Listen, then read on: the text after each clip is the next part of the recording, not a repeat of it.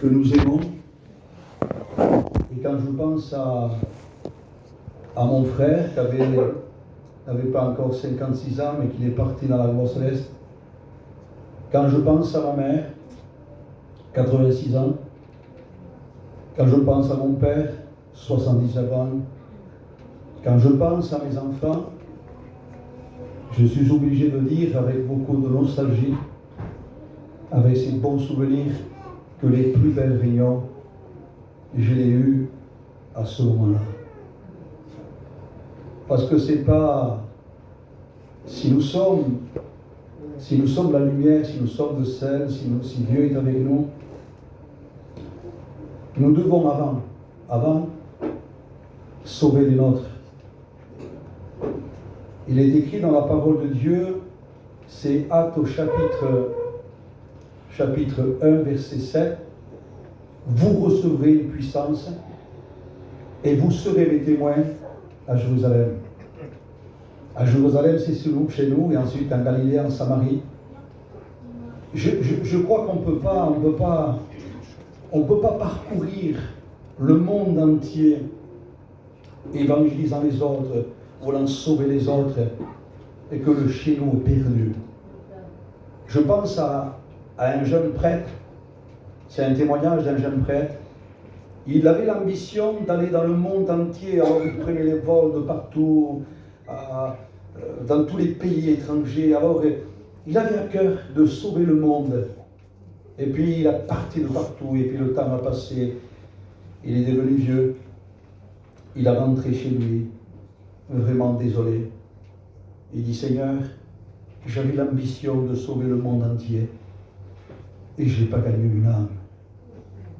Alors Seigneur, peut-être que même dans ma vieillesse, tu voudrais m'utiliser au milieu de mon pays, peut-être les États-Unis. C'est grand les États-Unis. Hein? Il a parcouru dans sa vieillesse les États-Unis sans gagner personne. Quelle déception. Seigneur, peut-être à ce moment-là, il faudrait que je rentre chez moi et que je gagne ma femme et mes enfants. Et il a essayé de gagner sa femme et ses enfants. Un échec total. Alors il a fait une prière. Et c'était celle-ci. Seigneur, je suis vieux, j'ai gagné personne. Mais si tu voudrais me gagner à moi, je suis d'accord. Il a senti l'onction venir sur lui. Il sentait la grâce de Dieu. Il a senti à ce moment-là qu'il disait qu'il avait perdu tout son temps, essayant de gagner les autres, il n'était pas gagné. Voulant gagner sa femme et ses enfants, il n'était pas gagné. Et quand il a compris qu'il fallait être gagné par Dieu et que Dieu l'avait gagné, et de suite après, sa femme, ses enfants, son pays, et dans sa vieillesse, il prenait le vol. Il était en train de gagner les âmes dans sa vieillesse. Alors, les plus belles réunions, je l'ai eues quand mes enfants étaient petits, et j'ai aujourd'hui 2 enfants chrétiens. J'ai une fille de 37 ans, ça fait plus de 2 ans qu'elle est chrétienne. Quelle belle réunion, non? Amen. Amen. Quand le chez nous, quand Dieu nous appelle à être un chrétien parce que nous sommes le sel et la lumière du monde, et quand Dieu nous appelle aussi à servir Dieu dans la prédication, et quand on sait que dans le chez nous, dans le chez nous, nous avons évangélisé, j'ai évangélisé mes enfants quand ils étaient enfants, et aujourd'hui j'ai 2 enfants chrétiens. Amen. Je faisais des réunions avec une mère qui avait 86 ans, un père 79 ans. J'allais presque tous les jours. Vous savez comment on fait, nous, hein? Presque tous les jours. Certainement tous les jours. Et je disais à mon père, qui avait 79 ans, t'es un enfant, complètement un enfant. J'ai ma mère 86 ans, qu'elle était des fois pas à plomb, parce qu'il était déraillé quelquefois, mais enfin, lorsqu'on faisait une réunion, il était lucide. Quand je disais, allez, on va faire une réunion, hein, maman, on va faire une réunion, hein, on va chanter 2 cantiques, hein, et on chantait Dieu est là, Dieu est là. Je chantais ma mère, 86 ans, qui chantait avec mon père, Dieu est là, Dieu est là pour te bénir. Et quand je finissais les deux cantiques, j'étais en train de prêcher à mon père et à ma mère. Je disais, papa, papa, bientôt, bientôt, nous allons partir dans la gloire céleste. Bientôt, nous allons aller vers Jésus, parce que Jésus nous a préparé une place. Et tu sais pourquoi? Parce que Jésus nous a aimés, papa. Parce qu'il est monté sur la croix, papa. Parce qu'il a donné sa vie pour nous, papa. Il faut se préparer pour le royaume des cieux. Quand je finissais de prêcher, il y avait tellement d'onction que mon père pleurait. Amen. Ma mère était bouleversée. Et puis un jour, j'ai trouvé mon père, on a trouvé mon père en train de pleurer. Et puis ma soeur lui a dit, papa, mais qu'est-ce que c'est? Mais c'est malade ou quoi? Ou c'est angoissade? Tu es angoissé ou tu es malade? Non, non, non, ma fille, non, non, non, non. Non, non, non, non, parce qu'hier soir, j'avais mal là. J'ai prié Jésus. J'ai vu Jésus qui s'est assis à côté de moi. Il m'a posé la main là, ma fille. J'ai plus mal. Mais papa, disait ma soeur, mais peut-être c'est un ange. Non, je te dis que c'est pas un ange. Il avait un trou à la main. C'est un enfant, lui. Pour dire ça, il fallait vraiment que Jésus soit là. Amen. Et puis il est parti dans la gloire céleste. Ma mère dans la gloire céleste. J'avais un frère. Écoutez, j'ai prié pendant 35 ans. C'est long, 35 ans. Hein? Mon frère, ceux qui l'ont connu, c'était un alcoolique.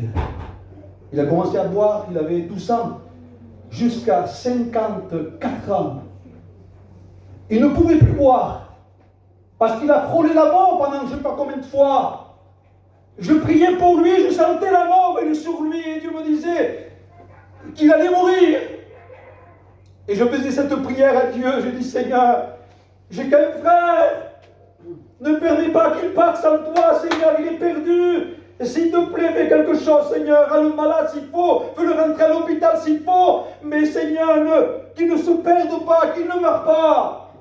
Le lendemain, une crise pliée en deux à l'hôpital pendant quelques mois d'hôpital entre la vie et la mort, entre la vie et la mort. Et puis nous avons prié, j'ai prié, on a prié pendant 35 ans, écoutez-moi bien, ça c'est les plus belles réunions. Hein. Parce que quand on sait que les gens qu'on aime sont au ciel, et qu'ils se sont repentis, mais c'est une victoire. À un moment donné, vous savez, dans la confusion et dans le souci, les problèmes, parce que le diable est mauvais, il disait, ton frère ne sera pas sauvé, ton père ne sera pas sauvé, ta famille ne sera pas sauvée, à qui tu vas prêcher toi alors? Vous savez, le diable est fort, il est méchant, rusé, menteur. Parce que quand il vient vous parler comme ça, c'est parce que c'est la victoire derrière. Et je disais, Seigneur, résultat, à qui je prêcherai? Si ma famille est perdue, à qui je prêcherai? Est-ce que vous pouvez supporter, vous, en chantant un cantique ici, prêchant la parole de Dieu, parcourir le monde entier, essayant de sauver, je parle, des étrangers, béni soit Dieu. Si on sauve des étrangers, béni soit Dieu, si on sauve encore notre famille. Et quand vous rentrez chez vous, vous sentez que le vieux, il est malade, il est perdu, qu'il va quitter la terre sans Dieu. C'est insupportable ça, on ne peut pas supporter ça. C'est pas une victoire, c'est une défaite ça. Quand vous rentrez chez vous et que vous avez des fils ou des filles qui vont mal, qui vivent dans le péché et qui sont toxicomanes ou alcooliques, c'est possible ça aussi. Que ça arrive ça à des bons chrétiens, des bons serviteurs. Ça m'est arrivé à moi aussi. Et vous ne pouvez pas l'admettre. Parce que nous, l'Église du Seigneur, avec le Dieu que nous servons, ce n'est pas un Dieu de défaite, mais c'est un Dieu de victoire. Amen. Alors nous prions. J'ai un message pour vous. Amen. Et c'est celui-ci le message pour l'Église. Demandez à Dieu de sauver ce qui manque à l'appel. Amen. Le premier service que vous devez faire, la première prédication que vous devez faire, le premier témoignage que nous devez vous donner, c'est au vôtre. Jésus a dit que nous sommes le sel. Quelquefois, nous n'avons pas besoin, vous savez, de faire tant de choses. Des fois, nous n'avons pas besoin de chanter le beau cantique, le très beau cantique, ou la belle prédication quand vous êtes avec les vôtres. Ils vous connaissent, on se connaît. Ils savent très bien si nous sommes chrétiens ou pas, ils savent très bien si nous sommes avec Dieu. Mais lorsqu'ils reconnaissent que nous, ces enfants, par rapport à la famille que nous sommes chrétiens, je vous le promets, que tôt ou tard vont se convertir. Et c'est ça qui est important. Église du Seigneur, je lance un appel. Et ça c'est important, je sais qu'il y a des membres de la famille qui manquent à l'appel au milieu de vous. Et peut-être il y a des urgences. Et peut-être il y a des besoins. Vous savez comment mon père est parti? D'une crise cardiaque. Vous savez, il était malade, il avait 79 ans. Je me réveille le matin, il n'est plus là.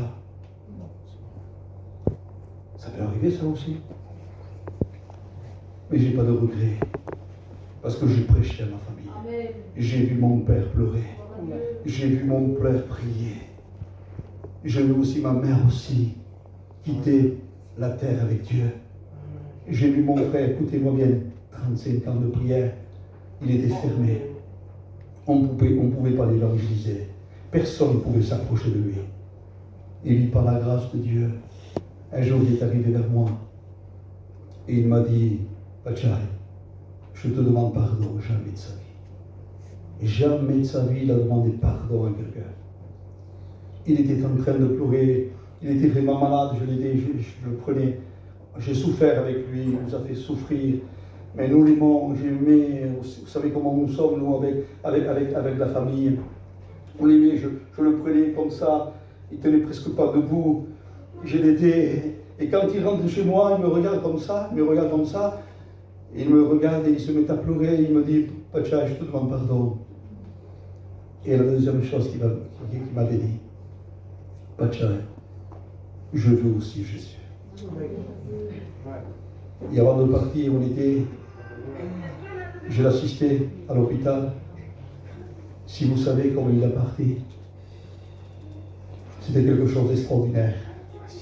Il y avait tellement d'onction, de présence de Dieu dans ce lieu. Jusqu'à la fin, avec les cantiques, je tenais la main et je priais. Quand les inconvertis rentraient, vous savez, la famille qui rentrait, vous savez, à un moment donné, il y a la famille qui nous assiste, qui rentre.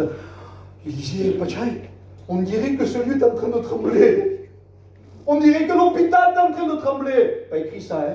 Et quand Dieu nous apporte un lieu tremblé, je dis, Seigneur, ça arrivait, ça nous arrive à nous aussi. Il y avait tellement d'onction et de présence de Dieu. Et il a parti dans la gloire céleste.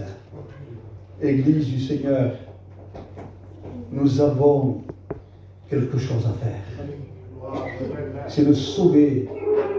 C'est ce qui manque à la paix. Amen. Soyez les serviteurs pour les autres, pour les vôtres.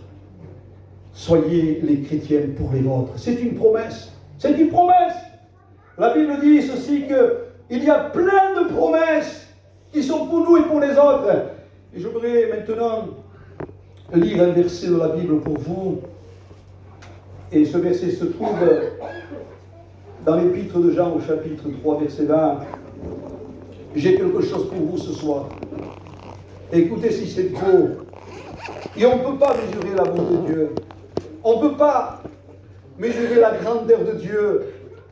Dieu est parfait. Dieu est amour. Dieu est puissant. Écoutez ceci. Si ton cœur te condamne, alors Dieu est plus grand que ton cœur. Et il connaît toutes choses. Si ton cœur te condamne, Dieu est plus grand que ton cœur, il connaît toutes choses. Et c'est possible, vous savez. Et c'est même sûr et certain que bien souvent, et peut-être ce soir ici, il y a peut-être une personne ou peut-être plusieurs personnes qui se sentent condamnées. Laisse-moi te dire, tu te sens condamné par toi-même, tu te sens condamné par le diable, tu te sens condamné par le péché que tu pratiques. Et quelquefois, tu te sens condamné pour les personnes autour. Vous savez ce qu'on entend aujourd'hui, hein? J'entendais ça pour mon frère et moi. Lui, on disait que c'était une peste. Il faut appeler les gendarmes pour le mettre en prison. De toute façon, il ne se convertira jamais. On ne le voulait pas. On le condamnait. Et c'est possible que peut-être, ou ici, ou peut-être chez toi, il y a des personnes. Il y a des personnes, et toi, parce que tu aimes ces personnes, et quand tu entends des fois, c'est un peu comme ça le reflet des gitans, hein, quand ça ne nous touche pas, quand on n'aime pas, quand David Lopez un puzo, hein, jamais il se convertira, c'est un bon à rien. Et que quand on aime ces personnes, notre cœur est déchiré. Et j'aimerais lancer ce soir une appel d'amour. J'aimerais lancer par ce texte de la parole de Dieu l'espoir. Amen. Si ton cœur te condamne, mais Dieu est plus grand que ton cœur. Amen. Il est écrit ceci, Romains au chapitre 8. Il n'y a plus, c'est fini, c'est réglé. Il n'y a plus de condamnation pour celui qui est en Christ. Le problème d'aujourd'hui, les hommes sont condamnés. Pourquoi? Parce qu'ils ne veulent pas venir à Dieu. Parce que la solution, c'est Dieu. Écoutez-moi bien, si quelquefois les personnes sont entre les mains du diable, le Seigneur peut les arracher de la main du diable. Si quelquefois des personnes ont tellement fait scandale au milieu des gitans, elles ont poco vergogna, van preso, a tel di ça, a tel qui passe à la moucase, c'est un peu ça, hein.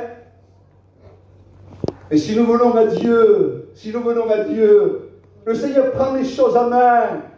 Et c'est pour ça qu'à un mot, en quelque sorte, il dit, si ton cœur te condamne, n'aie pas peur. Parce qu'il n'y a plus de condamnation si tu viens à moi. J'aimerais raconter ce témoignage qui est important. C'était un homme qui se sentait condamné, rongé par le remords. Et il était en train de mourir dans la vieillesse comme ça, à l'hôpital. Et puis un jeune garçon qui était un serviteur de Dieu, vient le voir à ce moment et lui dit, écoutez, Dieu est amour et Dieu est capable de vous pardonner. Quoi que vous avez fait, qui que vous êtes, Dieu est capable de vous pardonner, de vous sauver. Et lui, il était rongé par le remords. Et il se sentait tellement condamné qu'il a crié, non, non, c'est pas possible. C'est pas possible, mon jeune garçon. C'est pas possible que Dieu me pardonne. Je me sens tellement condamné. Parce que tu sais pas ce que j'ai fait quand mon fils était bébé.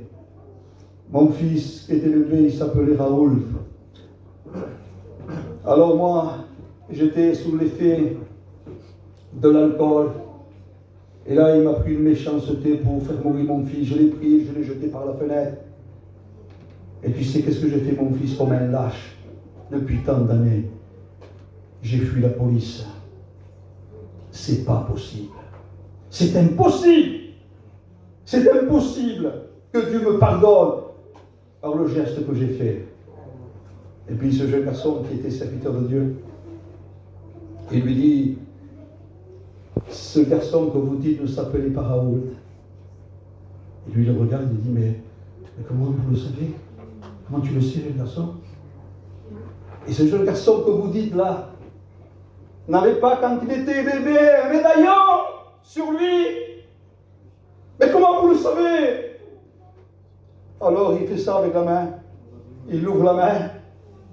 Il dit, papa, je suis Raoul.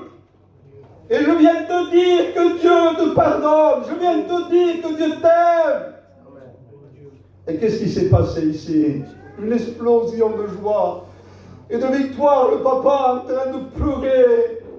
Et le fils aussi en train de se convertir. Il était condamné. Par lui-même, son cœur était condamné. les gendarmes étaient à sa poursuite, on le condamnait. Mais Dieu a eu la solution pour lui. J'aimerais te dire ce soir, je ne sais pas s'il y a des personnes qui se sentent concernées ici maintenant par cette parole de Dieu. Mais peut-être chez vous, l'autre fois, j'ai prêché et je ne savais pas, je crois que c'était à Montebello, il n'y a pas longtemps avec les jeunes, je suis parti avec les jeunes et j'ai commencé à prêcher, je disais un petit peu que Dieu est amour, que Dieu pardonne, que les gens des fois autour, on ne supporte plus des personnes qui nous ont fait tellement souffrir, la honte de la famille. Et je disais, mais Dieu est amour, Dieu est capable de les pardonner. Et je ne savais pas là qu'il y avait une femme qui avait son fils depuis tant d'années en prison, et que certainement au milieu du peuple gitan, je parle partout peut-être, on ne voulait plus de cette personne.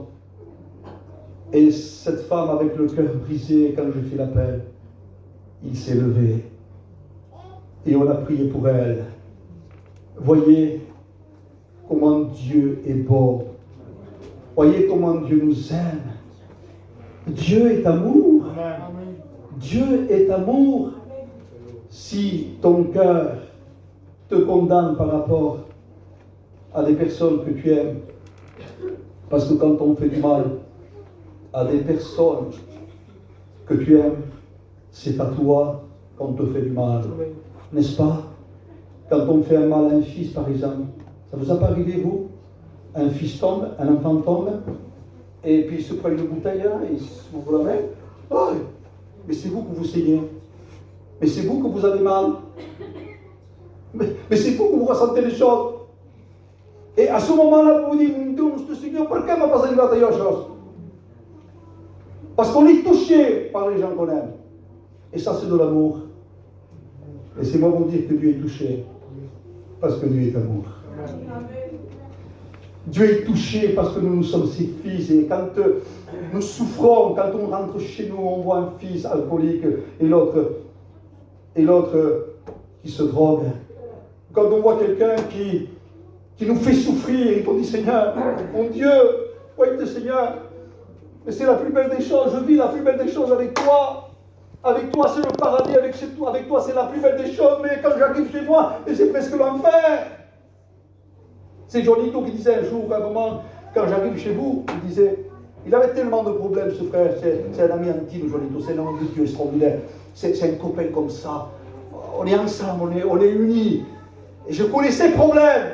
Il me disait, Pachaï, souvent en pleurant quand j'invitais, quand on se voyait, et encore maintenant, il a presque 13 ans, il en souffre encore. Il disait, Pachaï, quand je viens chez vous, mais quand je viens chez vous, c'est le paradis. Quand je rentre chez moi, c'est l'enfer.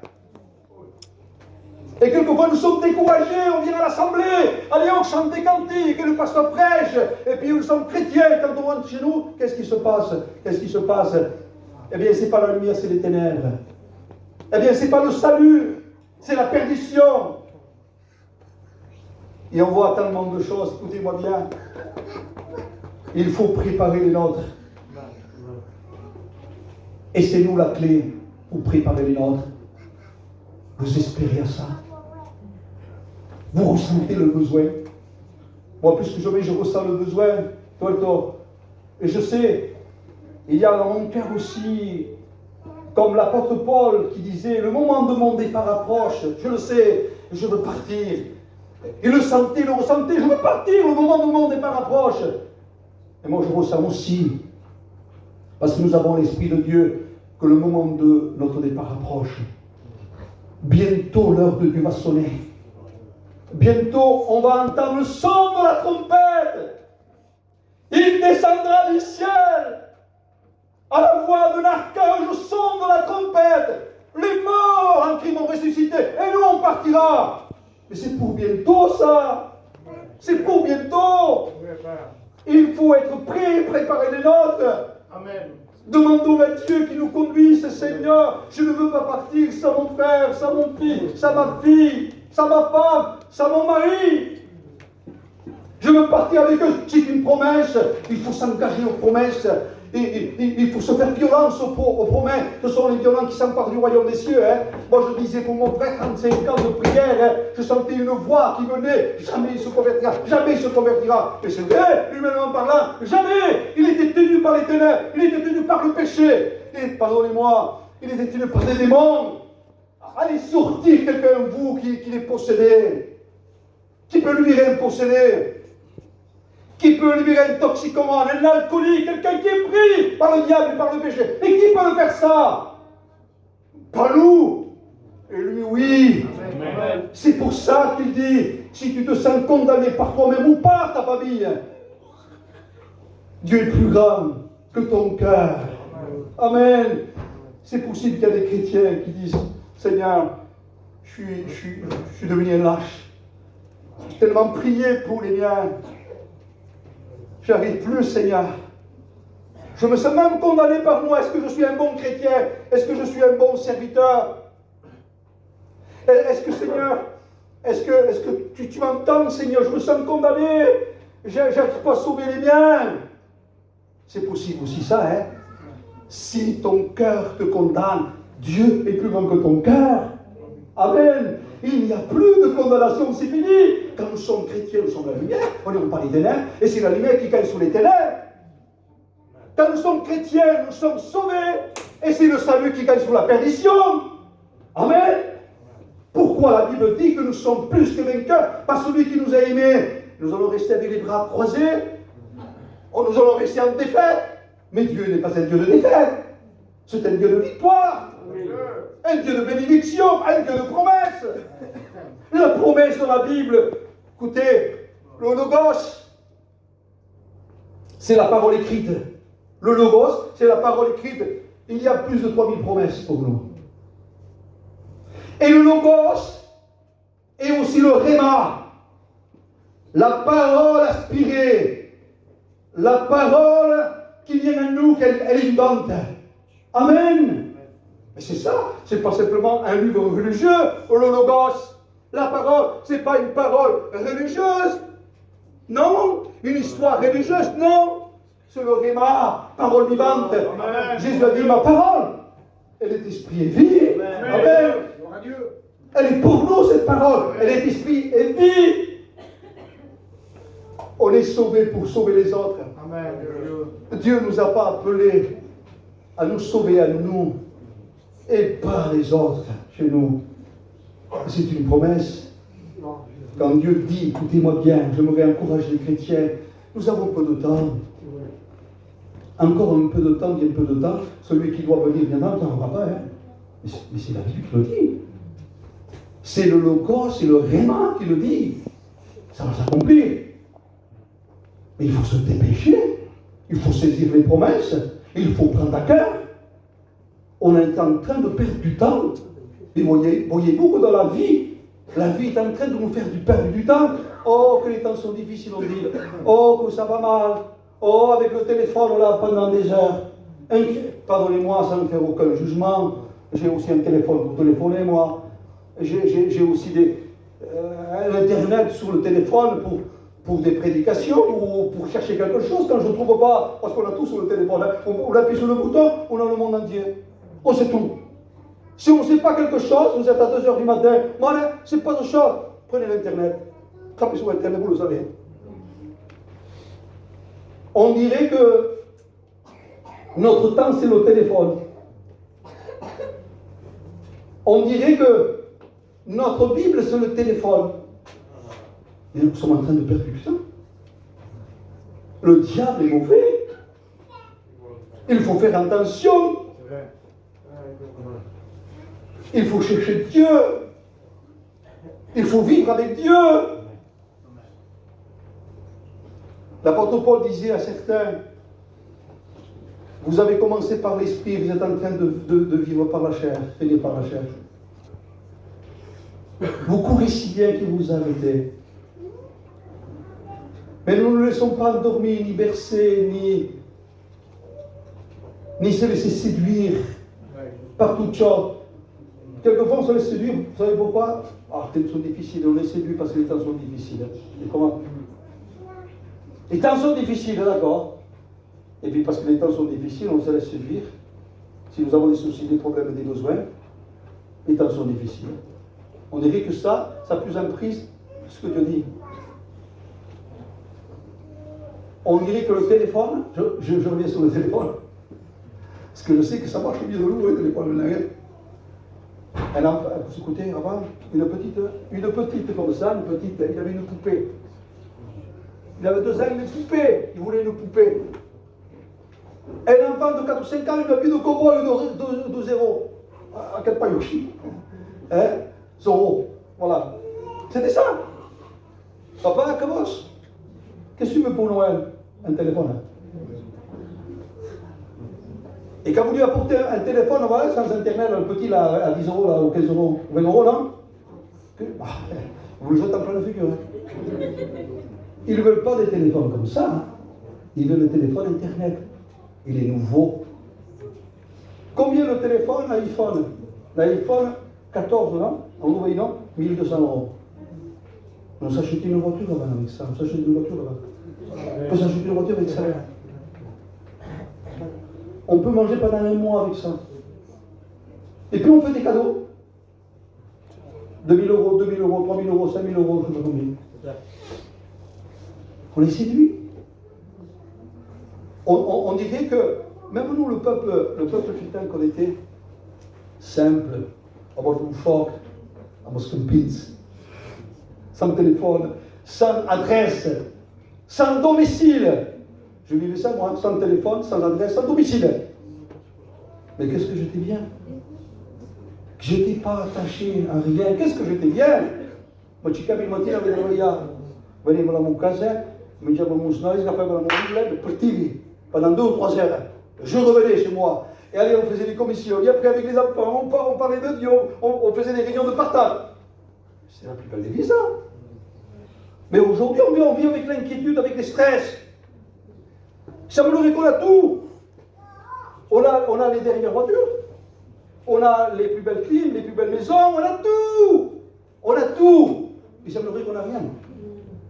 Parce qu'il semblerait qu'on n'a rien. Avec tout ce qu'on a. Et puis on est inquiet avec les téléphones.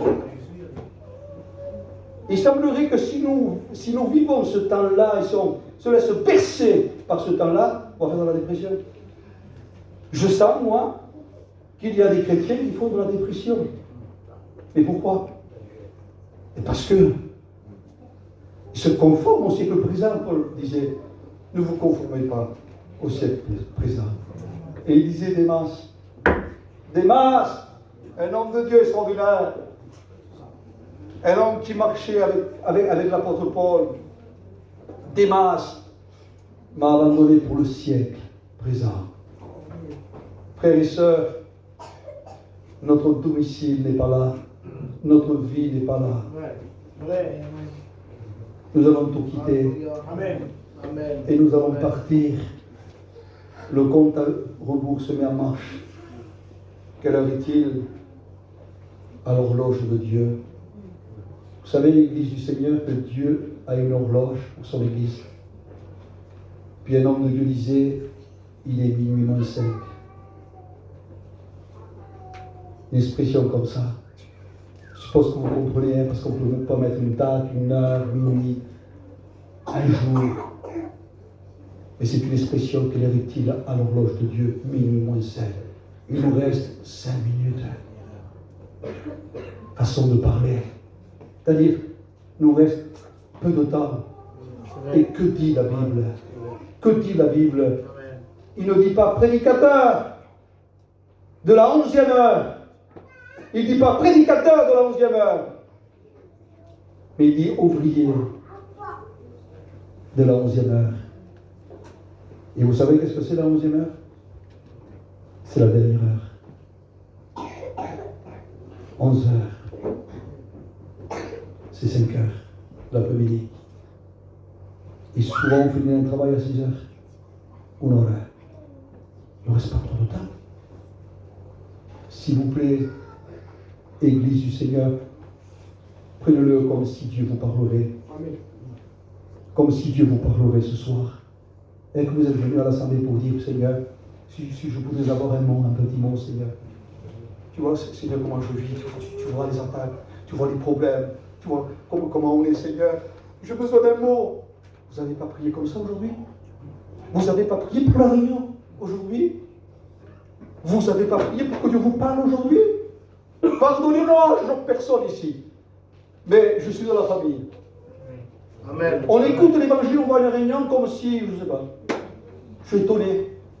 Quelquefois, je viens ici, ou ailleurs, partout, c'est une vérité. Je me tiens devant Dieu, je suis chez moi, je me tiens devant Dieu, je sens l'onction, la bénédiction, je sens bien sûr le combat, les attaques, mais et quand je suis là-bas, je suis heureux d'être avec les frères, tout ça. Quand je prends l'estrade et quand je prêche aux chrétiens, il y a un froid. Écoutez-moi bien ceci. L'église de l'Odyssée, elle se met en place. Il y a les 7 églises de l'Asie. 7 églises. Il y a 5 églises que Dieu dans sa parole, il pénalise. Et 5 églises sont en procès contre Dieu. Et l'église de l'Odyssée aussi. Il y a 2 églises que le Seigneur encourage, fortifie, qui met en avant en quelque sorte.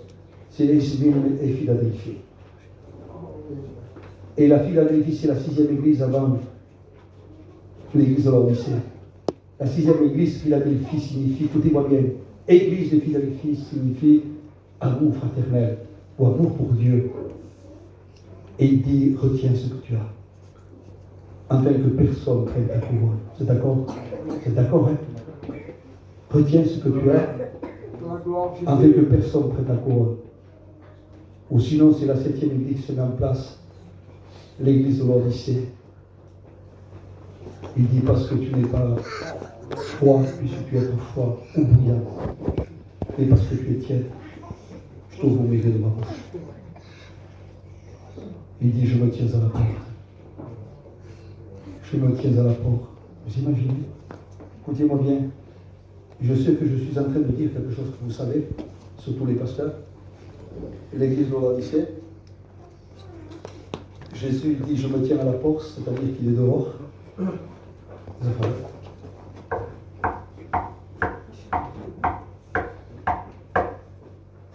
Combien de fois le Seigneur est en train de... Tu es amour. Tu es bon. Combien de fois il n'est pas prêt? Une fois, pardonnez-moi, j'évangélise et j'exhorte en même temps dans l'opinion sur ce qu'on n'est pas avant qu'on attrape le Covid. Je ne savais pas qu'il allait venir le Covid. Hein? Je marchais, je priais, moi je ne pensais pas au retour du Seigneur, je pensais à personne, je priais Dieu. J'étais là avec Dieu, j'étais là pour l'aimer, l'adorer, le glorifier. Et j'ai senti que Dieu m'a parlé, et le Seigneur me disait, si je viendrais à ce moment-là, beaucoup ne seraient pas prêts. Et je me suis rendu compte avec le temps, c'est vrai. Et le Seigneur frappe. Mais toutes ces prédications-là, qui nous gênent quelquefois, il y a des prédications qui nous gênent quelquefois, qui nous embarrassent quelquefois. Mais ce sont les meilleures prédications. Parce que le Seigneur est en train de frapper. Tu m'as mis dehors, pardonnez-moi, pas pour vous, mais pour expliquer un peu ce texte.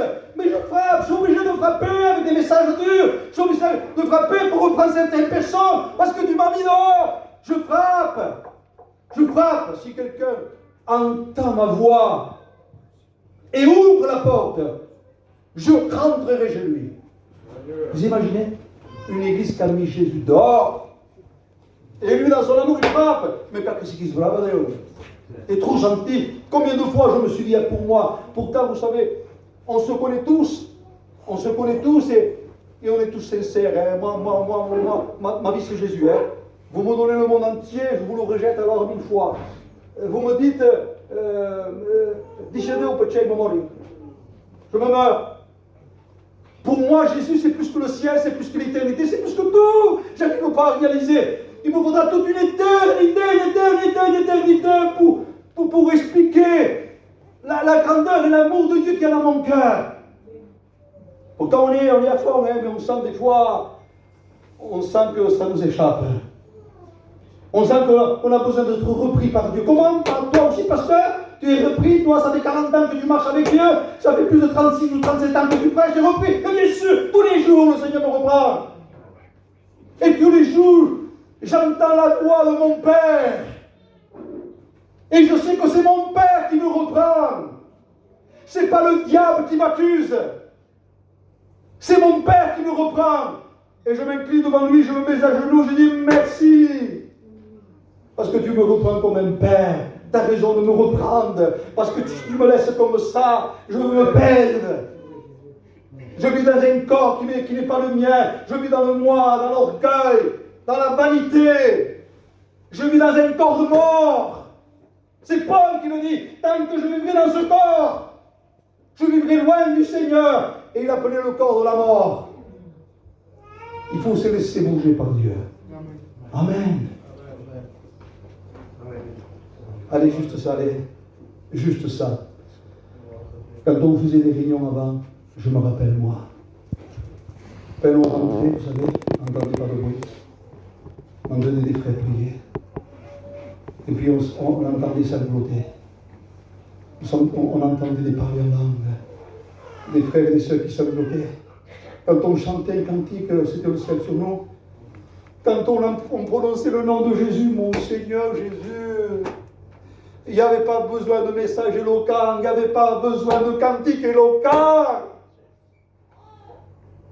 Il n'y avait pas besoin un savoir-faire. On était bénis par la présence de Dieu. Les frères, ils avaient soif, ils avaient un cœur pour Dieu. Et le ciel était sur nous. Amen. Écoutez-moi bien, je vous dis ça. Et j'arrête maintenant. Pour un homme de Dieu qui se tient devant Dieu, qui aime Dieu, qui se tient devant Dieu, qui prie, qui lit la Bible, qui passe du temps avec Dieu, qui vit avec Dieu, il en faut tellement peu pour qu'il soit béni et qu'il soit loin. Parce que c'est comme David qui disait, Seigneur, tu induis ma tête et ma coupe déborde. Tellement peu. Et par contre, pour quelqu'un qui est plus loin du Seigneur, qui ne lit pas, qui ne prie pas, qui est un peu charnel, il pourra écouter le meilleur message du monde, les meilleurs serviteurs du monde. Et il pourra écouter comme Dieu va lui parler avec des sentiments. Oui, c'est vrai. Le problème, c'est pas que Dieu ne parle pas. Non, Dieu parle.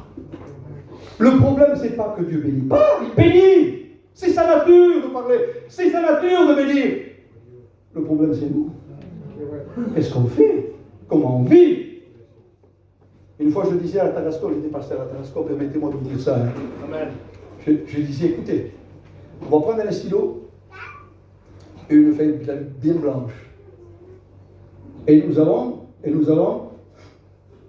écrire tout ce qu'on va faire dans une journée. Et vous allez vous percevoir que le matin, vous vous levez pour aller travailler. C'est logique. Hein? La Bible dit que celui qui ne travaille pas, qui ne mange pas. Quand il y a un peu mauvaise, vous fouillez. Allez, d'accord. Ouais. Après, quand vous venez, vous mangez. C'est logique parce que je ne mange pas au rêve aussi. Hein? Mais on aime bien manger, ouais. Il n'y a pas de souci pour ça. Hein? Ne vous inquiétez pas qu'on mange bien. On tente de manger, d'accord. Allez. Il faut faire la sieste aussi. Ah, mais oui, bien sûr. Il faut faire la sieste, d'accord. Allez, on contrôle. Quand on se lève à la sieste, non, quand on la comprend, non? Ah oui, il faut les acheter. On va au Carrefour, 2 heures de Carrefour, d'accord? On est en note, mais c'est des choses logiques. On n'est pas des fous quand même, il faut les faire. Mais on note, d'accord? Allez, on va noter ça, d'accord. Ensuite, lorsque on revient à la maison, c'est 6h30, 7h, il faut bien manger, non? Il faut manger aussi encore, hein? Et on mange. Et quand on a pris de manger, on a été les informations. C'est logique aussi, non? Les informations. Allez, on va voir les informations, c'est logique aussi. Et ensuite, on n'arrête pas. On n'arrête pas. On va dans une maison, on se dit au café, on se dit au cadet. On se dit, on se dit, on se dit, on se dit, on se dit, quand vous finissez la liste, comment il est notre vie avec Dieu? Il est où Dieu? Dans notre quotidien. Et c'est pour ça, c'est normal après, quand le Seigneur nous parle, puis on est des fois comme des glaçons. Bien sûr. Et quand Dieu nous parle parce qu'il est amour, il nous fait des reproches, parce qu'un bon père, il peut faire des reproches à ses enfants, on n'est pas content, on met l'excuse du pasteur, mon peu pousse tout peut qui se crève. Écoutez, la sagesse charnelle, écoutez-moi bien. Ne vous fiez jamais de vous, ni de moi. La sagesse charnelle, elle est terrestre, charnelle, et diabolique. Attention, écoutez, voilà, là, pour de bon, j'arrête, mais je dis ça. Attention de devenir des chrétiens sensuels, qui se laissent diriger par les sens. C'est dans l'épître de Jude, c'est écrit.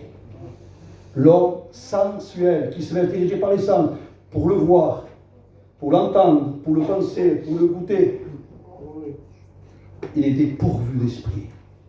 Il est comme la mer, agitée, qui l'accule après.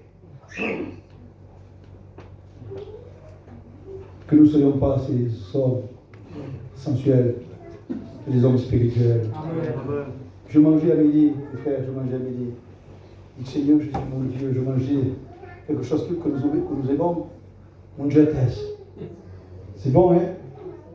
Je mangeais à midi mon jetes. C'est pas mal de manger mon jetes. Je regardais et je dis, Seigneur, d'accord, il faut manger, mais je mange plus que je n'ai. Ça vous arrive pas ça, vous? On mange pas plus que je n'ai? Est-ce qu'on prie plus que le temps que nous passons avec tout la logique? Ça c'est logique, ça c'est logique, ça c'est logique. Et puis jeûner c'est pas logique. Et puis prier c'est pas logique. Laisser la première place à Dieu c'est pas logique. Vous savez qu'est-ce qu'il faisait Manico? Quand c'était les jours de fête, Manico, notre fiancé. Et alors, et c'est normal que Nadal, les cadeaux, on va manger ensemble, la famille, c'est bien. Vous êtes d'accord avec moi aussi, ce que je peux faire aussi. Hein? Et bien, vous savez qu'est-ce qu'il faisait lui? Il se mettait à prier, à jeûner pour les âmes.